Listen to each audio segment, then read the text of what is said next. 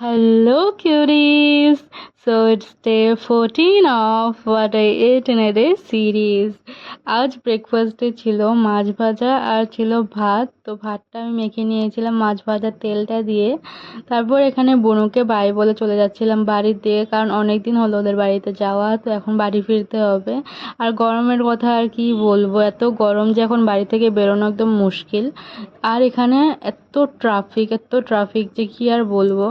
তারপর আজকে আমাদের লাঞ্চে ছিল ডাল, অমলেট আর ছিল আলু ভাজা। তারপর বিকেল দিকে একটা পালস খেয়ে নিয়েছিলাম। আর ওনাকে দেখো, ওনার সব কিছু জাস্ট 3টেই লাগবে, 3টে ছাড়া ওনার হবে না। তারপর সন্ধে নাগাদ খেয়ে নিয়েছিলাম পকোড়া। তারপর আজকে আমাদের ডিনারে ছিল আলু ভাজা, ডিম ভাজা আর ছিল আলু সেদ্ধ, একদম কমফর্টিং একটা মিল। দেন রাতের দিকে বেরিয়ে গিয়েছিলাম একটু নাইট ওয়াকে। তারপর বাড়ি ফিরে আসলাম একটু হাঁটাহাঁটি করে। তো that's it for today, by.